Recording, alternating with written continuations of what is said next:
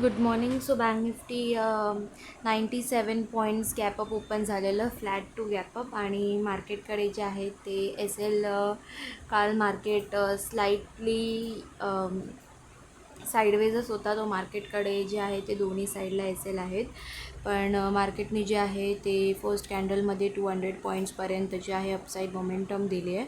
त्याच्यानंतर मार्केटने जे आहे ते डाऊनसाईडच मोमेंटम करायला चालू केले आहे. सो क्लोजिंग प्राईसचे जे एस एल आहेत ते खूप जवळ आहेत मार्केटकडे, आणि ते टार्गेट करू शकतो मार्केट एक छोटीशा किंवा मग एक छोटीशी डाऊनसाईड रिट्रेसमेंटमध्ये पण जो आहे तो आपला जो टार्गेट आहे तो येऊ शकतो. कारण आपल्या पॉईंट्स जे आहेत ते जास्त नसतात, आपण 50 to 60 पॉईंट्सपर्यंत कॅप्चर करण्याचा प्रयत्न करतो. सो मी 917लाच 54,400चा पुट बाय केला आहे 955ला.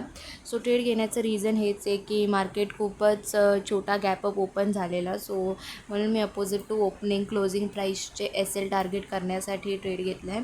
मार्केट मध्ये आपल्याला छोटीशी डाऊनसाईड मोमेंटम आला तर आपल्या फेवरमध्ये जाईल, किंवा मग एक छोटीशी रिट्रेसमेंट मार्केटने दिली वॉर्निंग देण्यासाठी क्लोजिंग प्राईसच्या एस एलला, तरी त्याच्यामध्ये आपला जो आहे तो टार्गेट येऊ शकतो.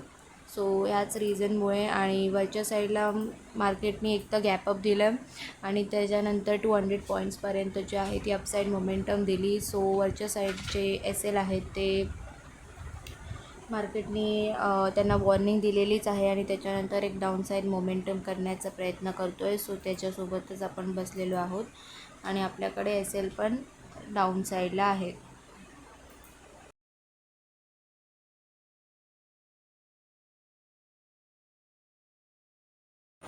ओके. सो इथे मार्केटने जे आहे ते एक खालचे एस एल जे आहेत त्यांच्या 0.6पासनं एक रिट्रेसमेंट द्यायला चालू केलेली आहे वरच्या साईडची. आता ती रिट्रेसमेंट आहे का मार्केटची पूर्ण मोमेंटम तीच आहे हे आपण नाही सांगू शकत.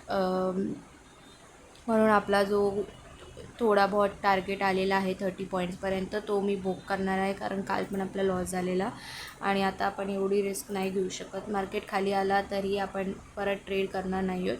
सो मी इथेच एक्झिट घेतला आहे माझ्या ट्रेडमधून, कारण मार्केटने जे आहे ते क्लोजिंग प्राईसचा स्ट्रॉंग सपोर्ट घेऊन मार्केट नाही गेल्यावर किंवा मग नाही सपोर्ट घेतला तरी आपण इथनं ट्रेड काढून टाकलेला आहे.